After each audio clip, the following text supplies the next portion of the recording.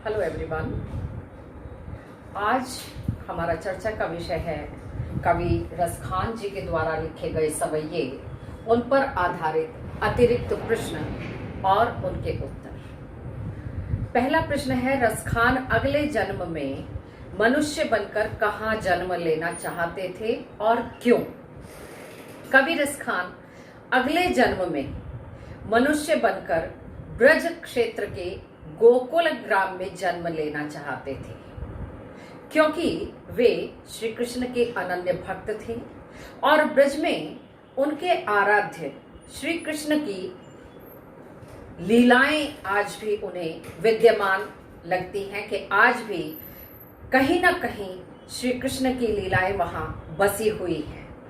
ब्रज क्षेत्र में जन्म लेकर वे श्री कृष्ण के साथ अपने संबंधों के जुड़ाव, उनके प्रति आसक्ति की अनुभूति करते हैं, इसीलिए वो बार बार हर जन्म में ब्रज क्षेत्र के गोकुल ग्राम में जन्म लेना चाहते हैं। सेकंड प्रश्न आता है, रसखान ने ऐसा क्यों कहा है, जो पशु हो तो कहा बस मेरो।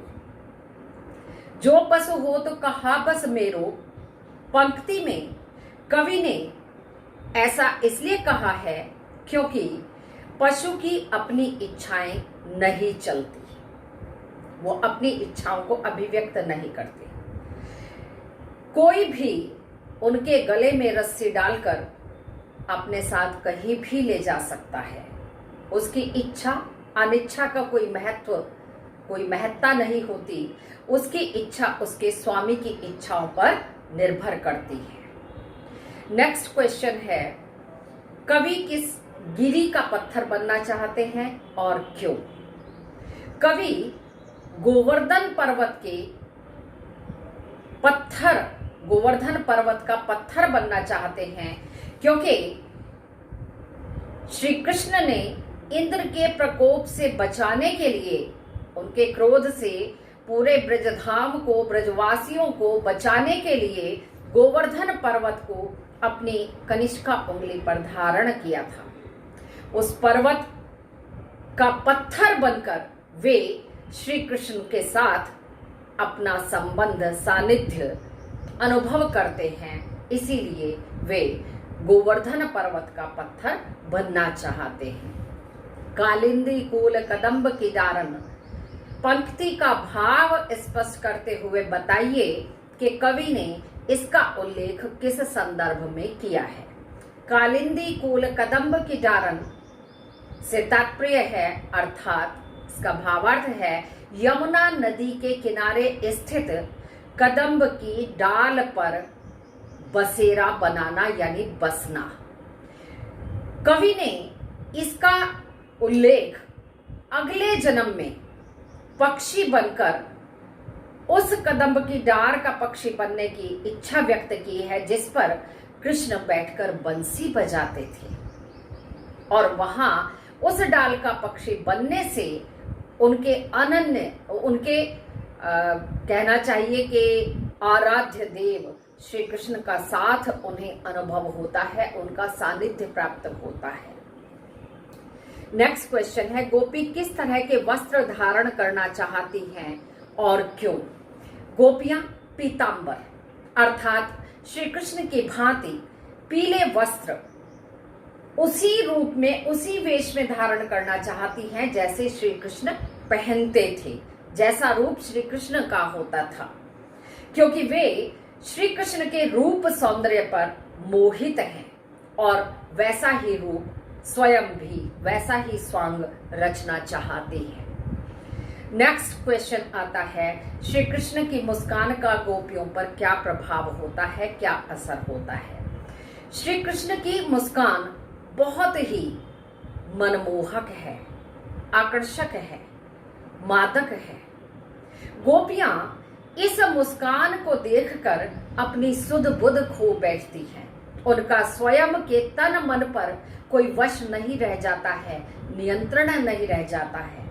वे विवश होकर स्वयं को संभाल नहीं पाती हैं और जहां श्री कृष्ण बंसी बजा रहे होते थे, वो वहां खींची चली जाती थी, सारी लोक मर्यादाओं को तोड़कर वो उस ओर दौड़ी चली जाती थी। और इन अतिरिक्त प्रश्नों का अंतिम प्रश्न है, गोपियां ब्रज के लोगों से क्या कहना चाहती हैं और क्यों? गोपियां ब्रज के लोगों से यही कहना चाहती हैं कि श्री कृष्ण के प्रभाव से बचने के लिए कानों में उंगली रख लेंगी। जब उन्हें वो धुन सुनाई ही नहीं देंगी तो वो कृष्ण की तरफ जाएंगी ही नहीं, और उनके गोधन को, उनके जो धुन है, मधुर ध्वनि है, उसको वे अपने कानों में पहुंचने ही नहीं देंगी। पर श्री कृष्ण की मुस्कान देखकर वे स्वयं को संभाल नहीं पाएंगी और फिर उनके तन और मन पर उनका वश नहीं रहता, वे अपनी सुध बुध खो बैठती हैं। इसके बाद कुछ प्रश्न दीर्घ उत्तरीय हैं, वो शुरू करते हैं। श्री कृष्ण और उनसे जुड़ी वस्तुओं का सानिध्य पाने के लिए कवि क्या क्या त्यागने को तैयार है? श्री कृष्ण और उनसे जुड़ी वस्तुओं को प्राप्त करने के लिए कवि 8 सिद्धियां, 9 निधियां, सोने चांदी के धाम, कहने का तात्पर्य है कि वे अपना सर्वस्व त्यागने को तैयार हैं, क्योंकि वो अपने आराध्य भगवान श्री कृष्ण का सानिध्य पाना चाहते हैं। नेक्स्ट क्वेश्चन, ब्रज के वन बाग तड़ाग निहारने, ब्रज के वन बाग ताग तड़ाग निहारो का आशय स्पष्ट करते हुए बताइए कि कवि ने ऐसा क्यों कहा है। ब्रज के वन बाग तड़ाग निहारो अर्थात देखने का आशय यह है कि ब्रज भूमि पर स्थित उन बाग और तालाबों को निहारते रहना और श्री कृष्ण का गाय चराना, उन सबको देखना रसखान जी को ऐसा लगता है कि मानो उन सबको देखने से श्री कृष्ण का सानिध्य प्राप्त हो रहा है, उनका साथ वो अनुभव करने लगते हैं। और कवि ने ऐसा इसलिए कहा है क्योंकि कवि रसखान कृष्ण के अनन्य भक्त हैं। वह श्री कृष्ण से ही नहीं बल्कि उनसे जुड़ी हर वस्तु, चाहे वो कंबली हो, चाहे वो लाठी हो, चाहे वो कदम्ब की डाल हो या तड़ाग हो, तालाब हो, कुछ भी, उन सब से अत्यधिक असीम लगाव रखते हैं। इन वस्तुओं को प्राप्त करने के लिए वो अपने सभी तरह के सुख त्यागने के लिए तत्पर हैं, और यह श्री कृष्ण के प्रति उनकी भक्ति भावना की पराकाष्ठा दिखाई देती है, चरम रूप दिखाई देता है। या मुरली मुरलीधर की अधरा न धरी अधरा न धरूंगी का भाव स्पष्ट करते हुए बताइए कि गोपियों ने ऐसा क्यों कहा। प्रस्तुत पंक्ति का भाव यह है कि गोपी श्री कृष्ण का रूप, उनका स्वांग रचने के लिए तैयार है।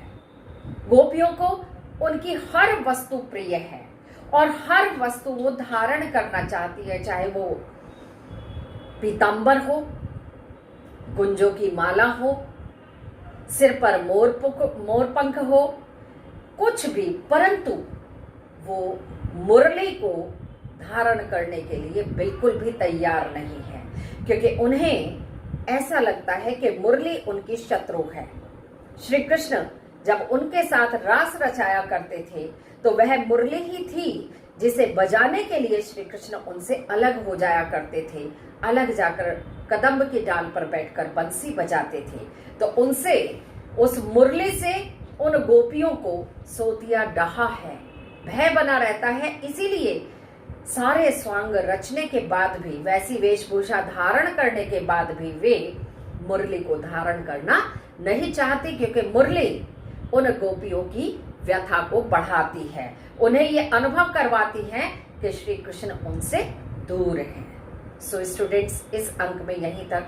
अगले अंक में सवैये के अर्थ ग्रहण संबंधी प्रश्न और उत्तरों पर चर्चा करेंगे। धन्यवाद।